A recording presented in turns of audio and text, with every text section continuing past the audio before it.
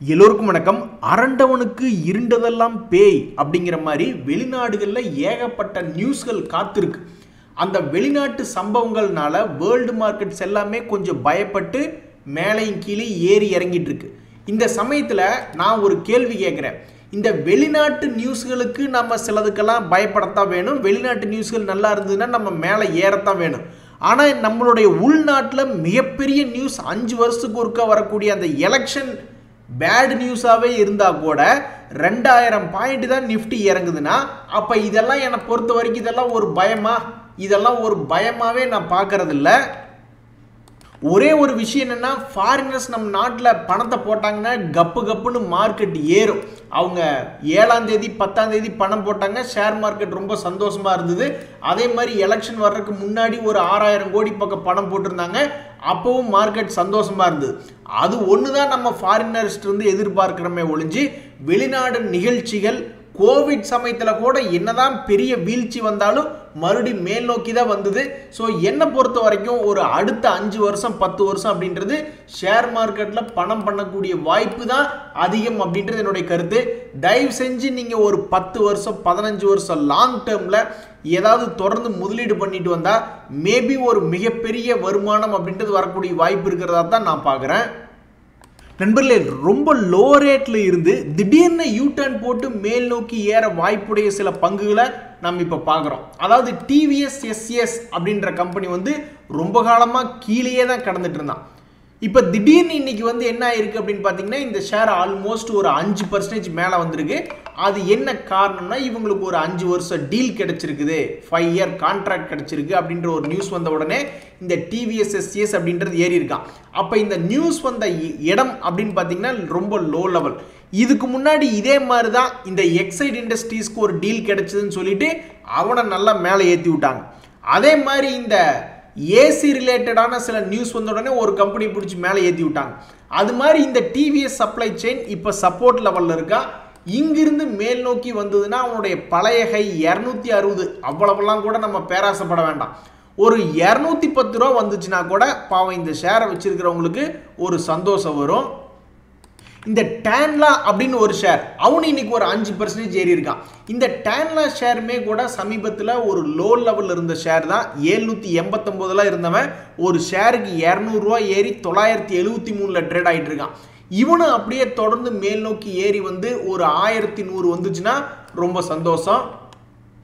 இன்னும் ஒரு share low லெவல்ல இருந்து மேலே ஏறி வர்றான், யூ டர்ன் போடுற மாதிரி தெரிகிறான் அப்படின்னா அதில் இந்த பைசாலா டிஜிட்டல் அப்படின்ற ஒரு ஷேர் இன்னைக்கு மட்டுமே ஒரு 9% மேலே ஏறி வந்திருக்கான். ஸோ இந்த ஷேருமே சமீபத்தில் இங்கே ஒரு சப்போர்ட் எடுத்திருக்கான். அதுக்கு முன்னாடியே ஒரு 3 முறை இதே இடத்துல சப்போர்ட் எடுத்திருக்கு. அப்போ இவனும் தொடர்ந்து மேலே ஏறி ஒரு 75 அல்லது ஒரு 90 வந்துச்சுன்னா ரொம்ப மகிழ்ச்சி.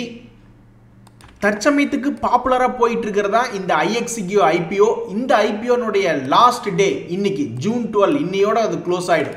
தற்சமயத்துக்கு 93 ரூபாய்க்கு இஸ்யூ பண்ணியிருக்கிற இந்த ஐஎக்ஸ்சிக்யூ ஐபிஓ அப்படின்றது என்ன சப்ஸ்கிரிப்ஷன் ஸ்டேட்டஸ் போயிட்டு இருக்கு? பெரிய ஆளுகள்லாம் சப்ஸ்கிரைப் பண்ணியிருக்காங்களா, எல்லாருமே சப்ஸ்கிரைப் பண்ணியிருக்காங்களா அப்படின்னு பார்த்தோம்னா 21 மடங்கு. அதாவது அவங்க எவ்வளவு பணம் வேணும் அப்படின்னு சொல்லிட்டு ஷேர்ஸ் இஷ்யூ பண்ணியிருக்காங்களோ, எனக்கு கூட எனக்கு கூட எனக்கு கூடன்னு ஒரு ஷேருக்கு 21 ஷேர்ஸாக போட்டி போடுறாங்க.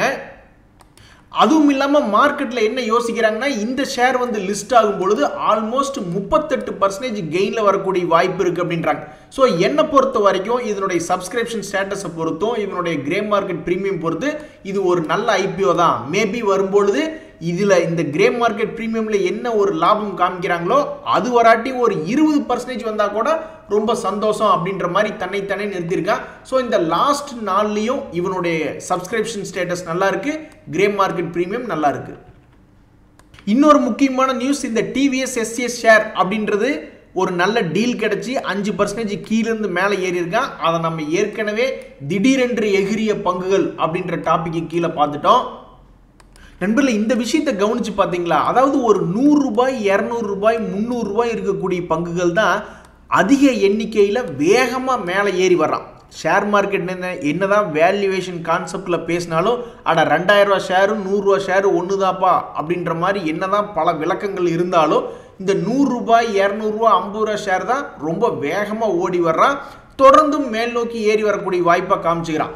அப்போ இந்த பெட்ரோநெட் எல்என்ஜி ஷேர்லாம் இன்னைக்கு இல்லை, அந்த காலத்திலிருந்தே ரொம்ப அருமையான ஷேர் தான். ஆனால் அப்போவெல்லாம் இந்த ஷேர் பெருசாக ஏறாமல் ஒரு ரேஞ்ச் பவுண்டுக்குள்ளேயே இருந்துக்கிட்டு இப்போ பாருங்க அவன் என்ன வேலை பண்ணியிருக்கான்னு. இந்த 2023 சமயத்துலாம் வந்து இவன் வெறும் 180 ரூபா இருந்த ஷேர் இப்போ 320 ரூபா வந்து ஆல்மோஸ்ட் டபுள் பண்ணி விட்டான். ஸோ என்னை பொறுத்த வரைக்கும் இது ஒரு அட்ராக்டிவான ப்ரைஸ் மறுபடி வரணும்னா ஒரு 260 ரூபா அல்லது 200 ரூபா வந்ததுன்னா ரொம்ப புண்ணியமாக போகும்.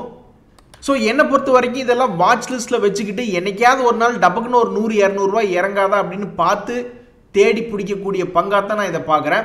நண்பர்களே, ஒரு முக்கியமான விஷயம், அதாவது இந்த கவர்மெண்ட் ஃபார்ம் ஆனதுக்கப்புறம் ஃபர்ஸ்ட் லோக்சபா செஷன் அப்படின்றது ஜூன் 24 வருது.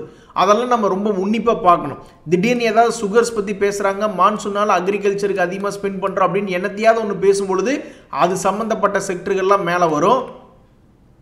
ஓம் மங்களாய நமக. அதாவது நண்பர்களே, ட்ரெண்டிங் கிளிகள் அப்படின்ற ஷேர்களை பற்றி நம்ம டிஸ்கஸ் பண்ணுவோம்.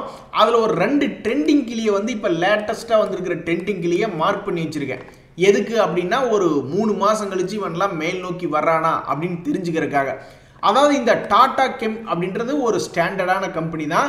இவன் வந்து ஒரு ட்ரெண்டிங் கிளியாக இருந்து அப்பப்போ ஹை போனால் கீழே வந்துடுறது, கீழே போனால் மேலே வந்துடுறதுன்னு ஒரு ட்ரெண்டிங் கிளியாகவே, அதாவது வெட்டு கிளியாகவே விளையாண்டுக்கிட்டு இருந்திருக்கான்.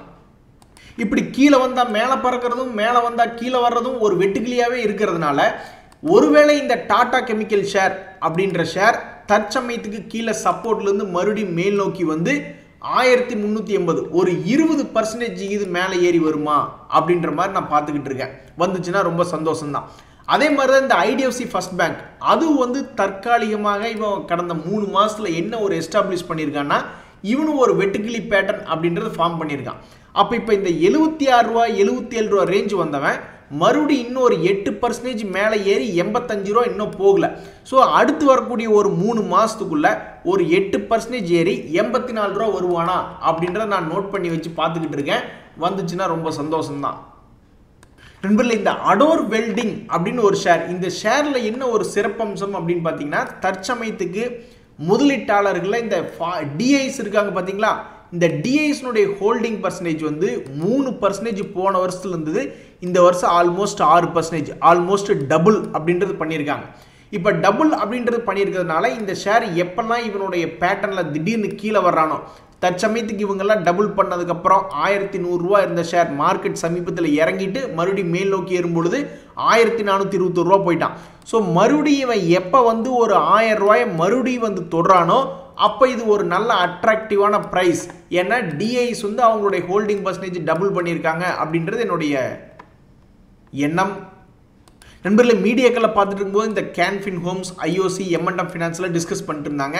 அவங்க டிஸ்கஷனுக்கு அப்புறம் இந்த ஷேரில் ஒரு வாலட்டிலிட்டி அப்படின்றது வந்துச்சுன்னா ரொம்ப சந்தோஷம்தான். இந்த பிரைட் கிராம் குரூப் பற்றி ஏதாவது எப்போ ஒரு நல்ல நியூஸ் வந்துச்சுனாலும் சொல்லுங்கன்னு ஒரு நண்பர் கேட்டுக்கிட்டே இருந்தார். ஏன்னா பணம் அதில் லாக் ஆகிருக்கு அப்படின்ற மாதிரி சொல்லியிருந்தாப்புல. அதில் என்ன ஒரு நல்ல நியூஸ்னா, இவங்க ரிசல்ட் வெளியிடாதனால பல பிரச்சனைகள் இருந்தது. இப்போ வந்து அவங்களோட Q2 ரிசல்ட்ஸ் அப்படின்றது வெளியிட்டிருக்காங்க. பட் வெளியிட்டு என்ன பிரயோஜனம், அந்த ஷேர் வந்து இன்னைக்கு லோயர் ஃப்ரீஸ் தான் ஆகி கிடக்கு. ரொம்ப தாகமாக இருக்குது, சீக்கிரம் தண்ணி கொண்டு வாங்க. ஏன்னா அப்போ சீக்கிரமாக தண்ணி கொண்டு வராமல் அடக்கம் பண்ணதுக்கப்புறம் மேலே கொண்டு வந்து தண்ணி ஊற்றுன மாதிரி இதெல்லாம் முதல்லையே பண்ணியிருந்தா மேபி இந்த ஷேர் இவ்வளோ பெரிய வீழ்ச்சி அடைஞ்சிருக்காது. இப்போ இந்த நியூஸ் வந்ததுக்கப்புறம் ஒன்றும் பெருசாக பிரயோஜனம் இல்லை. நண்பர்களே, ஐடி செக்டருக்கே ஒரு நல்ல நியூஸ் அப்படின்ற மாதிரி வந்திருக்கு. அதாவது இந்த HCL டெக் கம்பெனி இருக்கிறதுலே ரொம்ப பெருசு. அந்த பெரிய கம்பெனிக்கு ஒரு பெரிய ஆர்டர் அப்படின்றது அப்போ பேங்க்லேருந்து கிடைச்சிருக்கு. இந்த நியூஸ் வந்ததுக்கப்புறம் காலையிலேயே ஓரளவுக்கு நல்ல மொமெண்டமில் தான் இருந்தால் இப்போ ஆல்மோஸ்ட் ஒரு 1% ப்ளஸில் தான் இருக்குது. இந்த RVNLக்கெல்லாம் வெறும் 100 கோடி ஆர்டர் கிடைச்சதுன்னு நியூஸ் வந்துன்னா போதும், டபக்குனா வரலாம் 5% எகிருவான். இது ஒன்றும் சின்ன டீல் கிடையாது, இது ஓரளவுக்கு பெரிய டீல் தான். பட் இருந்தாலும் இவங்கெல்லாம் பெருசாக ஏற மாட்டேன்றாங்க. இன்னைக்கு ஷேர் மார்க்கெட்டை பொறுத்த வரைக்கும் PSU ஸ்டாக்ஸ் தான் இன்னைக்கு ஓரளவுக்கு நல்ல டாப் கெய்னர்ஸாக இருக்காங்க. கோல் இந்தியாவெல்லாம் 3% மேலே ஏறி இருக்காங்க. இந்த சமயத்தில் ரொம்ப முக்கியமாக கவனிக்க வேண்டியது 2 பங்குகள். அதாவது குஜராத் ஃப்ளோரோகெம் அப்படின்றது ஒரு ஷேர். அவங்க வந்து நிஃப்டி மிட் கேப் இண்டெக்ஸில் இன்னைக்கு ஓரளவுக்கு சொல்லிக்கொள்ள முடியாத டாப் கெய்னர் லிஸ்ட்டில் இருக்காங்க. ஸோ இந்த குஜராத் ஃப்ளோரோ கெமிக்கல் இவனும் ஒரு வெட்டுக்கிளியாக தான் இருந்திருக்கான். சமீபத்தில் எப்பெல்லாம் சப்போர்ட் எடுக்கிறானோ அப்பெல்லாம் மேலே வந்திருக்கான். அப்போ இந்த முறையும் சப்போர்ட் எடுத்து மேல் நோக்கி வரக்கூடிய பங்கு ஒரு 10 to 20% மேலே ஏறி அவனுடைய லேட்டஸ்ட் ஹையை தொடுமா அப்படின்றது ஒரு கேள்வி வருது. அதே மாதிரி இந்த நெட்வொர்க் 18 அப்படின்ற ஷேர் வந்து சமீபத்தில் எங்கிருந்து தெரியுங்களா ஏறி வந்திருக்கான். அவன் பாட்டுக்கு அசால்ட்டா ஆல்மோஸ்ட் 71 ரூபா இருந்தவன் 83 ரூபா பக்கத்தில் வந்துட்டான்.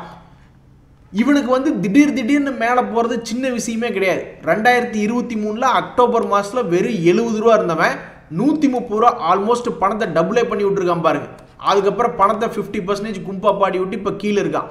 ஒருவேளை இந்த ஷேர் வந்து ஒரு சின்ன வெட்டுக்கிளியாக இருந்து ஒரு 100 ரூபா வந்தாலும் சரிதான், அல்லது ஒரு ட்ரெண்டிங் கிளியாக இருந்து 130 ரூபா வந்தாலும் சரிதான், எப்படி வந்தாலும் ஒரு நல்ல ஒரு வருமானம் வரக்கூடிய இடத்துல தான் இந்த நெட்வொர்க் 18 இருக்கிறதா நான் பார்க்குறேன். சரி, மேலே வராமல் கீழே 2023 லோ 40 ரூபா வந்ததுனால இன்னும் சந்தோஷம்தான். நண்பர்களே, டாடா குரூப்லேயே ரொம்பவுமே பர்ஃபார்ம் பண்ணாத ஸ்டாக் எது அப்படின்னா இந்த டிடிஎம்எல் ஷேர் தான். அவன் இன்னைக்கு ஒரு 6% ஏறி இருக்கான். இது ஏறி வா என்கிட்ட வந்து எல்லாம் லாக் ஆகிக்குங்கன்னு சொல்லி மறுபடியும் பல பேர்த்த லாக் பண்ணி விடுறதுக்காக வருதா, இல்லை ஏற்கனவே பாவா 100 ரூபா ரேஞ்சுக்கு மேலே இந்த 180 ரூபாய்க்கெல்லாம் வாங்கினவங்கள 250 ரூபாய்க்கெல்லாம் வாங்கினவங்களையெல்லாம் லாக் பண்ணி உட்கார வச்சிருக்கு. அவங்களுக்கு இது காப்பாற்றி விட வரப்போகுதா, இல்லை மறுபடியும் இவங்களுக்கு கம்பெனி கொடுக்கறதுக்கு இன்னும் பல பேர்த்த லாக் பண்ணி விடுறதுக்கு வருதா, எதுக்கு இவன் இப்போ 6% ஏறி இருக்கா அப்படின்றது தெரியல. பட் எனிவே டிடிஎம்எல் ஷேர் வச்சிருக்கிறவங்களுக்கு இன்னைக்கு வந்திருக்கிறது ஒரு நல்ல நியூஸ். அடுத்து நம்ம பார்க்கக்கூடிய இந்த ட்ரைடன்ட் அப்படின்ற ஷேரில் கூட சமீபத்தில் ஒரு பேட் நியூஸ் வந்துச்சு. அதுக்கப்புறம் பார்த்தா இன்னைக்கு 6% மேலே ஏறி இருக்கா. இந்த பங்கு மேல் நோக்கி வர்ற மாதிரி இருந்தால் இவனுடைய லேட்டஸ்ட் ஹை 46 ரூபா பக்கமெல்லாம் வரணும். இங்கே பாருங்க, விளையாட்டு போல் இப்போ சமீபத்தில் ஒரு 37 ரூபா ரேஞ்சிலிருந்து 40 ரூபா வந்துட்டான். அப்படி இன்னும் கொஞ்சம் முக்கி மேலே ஒரு 45 ரூபா வந்துருச்சுன்னா ரொம்ப சந்தோஷம். பணம் சம்பாதிக்கிறதுக்கு இருக்கக்கூடிய வாய்ப்பு அந்த ஐஎக்ஸிக்கு ஐபிஓ இன்னைக்கு லாஸ்ட் டேட், அதை பற்றி நம்ம ஆல்ரெடி டிஸ்கஸ் பண்ணிட்டோம். இந்த Sharada Motors June 14 buyback last date, அதை மறக்காமல் அப்ளை பண்ணுறவங்க பண்ணிட்டேன் நல்லது அப்படின்றது எனக்கு தோணுது. வேறு எதில் பணம் சம்பாதிக்கிறதுக்கு வாய்ப்பு இருக்குது அப்படின்னு பார்த்துட்டு இருக்கீங்கள, இந்த மியூச்சுவல் ஃபண்டில் நியூ ஃபண்ட் ஆஃபர்ஸ் அப்படின்னு ஒரு 2 பார்த்துக்கிட்டு இருந்தேன். நியூ ஃபண்ட் ஆஃபர்ஸ் பொதுவாக 10 ரூபாய்க்கு வரும். அவன் வந்து மேலே கீழே இறங்காமல் ஒரு வருஷத்துக்குள்ளே ஒரு 12 ரூபா 13 ரூபா அப்படின்ற மாதிரி லாங் டேர்மில் போச்சுன்னா ரொம்ப சந்தோஷம்தான், லாபம் புக் பண்ணுறதுக்கு வசதியாக இருக்கும். அந்த வகையில் பார்த்துட்டு இருக்கீங்கள இந்த மஹிந்திரா மேன்யூலைஃப் மேனுஃபேக்சரிங் ஃபண்ட் அப்படின்றது ஒன்று நான் பார்த்துட்டு இருந்தேன். அவங்க என்ன சொல்கிறாங்கன்னா, இது போன்ற ஃபண்டெல்லாம் வந்து லாங் டேர்மில் பணம் சம்பாதிக்கணும்னு ஆசைப்படுறவங்களுக்கு பொருத்தமாக இருக்கும். அதே மாதிரி இந்த மேனுஃபேக்சரிங் ரிலேட்டடான ஸ்டாக்ஸை வாங்கி வைக்கணும் அப்படின்னு ஆசைப்படுறவங்களுக்கு பொருத்தமாக இருக்கும். அவங்கவுங்களோட இன்வெஸ்ட்மெண்ட் அட்வைசரை கலந்துக்கிட்டு தான் எந்த முடிவு எடுக்கணும் அப்படின்ற மாதிரி போட்டிருக்காங்க. இந்த ஃபண்டினுடைய லாஸ்ட் டேட் எப்போ அப்படின்னு பார்த்தீங்கன்னா ஜூன் 14, ஜூன் 26 லிஸ்ட் ஆகுது. ஒரு வருஷம் கழிச்சு ஒரு 10-20% சம்பாரிச்சு கொடுத்தா கூட ரொம்ப நல்ல விஷயம்தான். அடுத்து நம்ம பார்க்கக்கூடிய இந்த சுந்தரம் பிஸ்னஸ் சைக்கிள் ஃபண்ட் எப்படின்னு பார்த்தீங்கன்னா, இப்போ சுகர் செக்டர்லாம் ஏறுது அப்படின்ற மாதிரி கண்டுபிடிச்சி அதில் இன்வெஸ்ட்மெண்ட் பண்ணுறது. சரி, அதில் வேலை முடிஞ்சிருச்சுன்னா அடுத்தது ஏதாவது ஒரு ஃபெர்டிலைசர் குரூப் இது ஏறுமா அப்படின்னு கண்டுபிடிச்சி அதில் இன்வெஸ்ட்மெண்ட் பண்ணுறது, அல்லது ஏதாவது கமாடிட்டிஸில் ஏறுமா, அந்த மாதிரி பிஸ்னஸ் சைக்கிள் ஓரியன்டான ஃபண்டு அந்த மாதிரி யாராவது பார்க்குறாங்களா அப்படின்றவங்களுக்கு பொருத்தமானதான் இந்த ஃபண்டு. இதுவும் அவங்களோட இன்வெஸ்ட்மெண்ட் அட்வைசர்ஸை பார்த்துட்டு தான் இதில் இன்வெஸ்ட்மெண்ட் முடிவு எடுக்கணும் அப்படின்ற மாதிரி டிஸ்க்ளைமர் போட்டிருக்காங்க. ஸோ இந்த ஃபண்டு 19 வரைக்கும் லாஸ்ட் டேட். இவன் லிஸ்ட் ஆகிறது 1/7. இவனும் ஒரு வருஷம் கழிச்சு ஒரு 20% பக்கம் சம்பாரிச்சு கொடுத்தா அதுவும் ஒரு நல்ல வழியாக தான் இருக்கும். சமீபத்தில் லிஸ்டான நியூ ஃபண்ட் ஆஃபர்ஸ் எல்லாருமே ஓரளவுக்கு நல்லா தான் சம்பாரிச்சு கொடுத்துருக்காங்க. அதுக்கு மார்க்கெட் சப்போர்ட் பண்ணியிருக்கு. இந்த ஃபண்டுகளும் வந்து எதிர்காலத்தில் எப்படி இருக்குது அப்படின்றத பொறுத்து இருந்தால் பார்க்கணும். நண்பர்களே, எந்த ஒரு ஷேர் டக்குன்னு ஏறினாலும் அவனால் லாபம் செய்யக்கூடிய கம்பெனியா அப்படின்ற மாதிரி பார்த்துட்டு தான் நீங்கள் எந்த ஒரு ஷேர் எடுக்கிற மாதிரி இருந்தாலும் அதுக்கு ஃபண்டமெண்டல்லாம் சப்போர்ட் பண்ணணும். அது ஒரு நல்ல கம்பெனி அப்படின்ற மாதிரி தோணணும். இங்கே பாருங்கள், இந்த பிடிஎஸ் லிமிடெட் அப்படின்ற கம்பெனி ஒரு மைக்ரோ கேப் கம்பெனி. அவன் ஆல்மோஸ்ட் இன்னைக்கு 10% வெடிச்சு செதறி இருக்கான். இருந்தாலும் இதெல்லாம் லாபம் பண்ணுறானா அப்படின்ற மாதிரி போய் பார்த்தோம்னா சரி ஓகே, லாபம் பண்ணி கொண்டு இருக்கக்கூடிய கம்பெனியாக இருக்குது. அதுவும் வளர்ந்து வந்திருக்கு. வெறும் 24 கோடிக்கு லாபம் பண்ணிக்கிட்டு இருந்தது இன்றைக்கி 200 கோடிக்கு லாபம் பண்ணிக்கிட்டு இருக்கு. அதே சமயத்தில் இன்றைக்கி கேம்லின் ஃபைன் சயின்ஸ் அப்படின்ற ஒரு கம்பெனியும் மேலே ஏறி இருக்கான். அவனும் 6% ஏறி இருக்கான். அதுக்குன்னு இதெல்லாம் போய் எடுக்கலாமான்னா என்னை பொறுத்த வரைக்கும் எடுக்கக்கூடாது. ஏன் அப்படின்னா இவனுடைய லேட்டஸ்ட்டு ரிசல்ட் அப்படின்றது பார்த்தோம்னா அது நஷ்டகரமாக இருக்குது.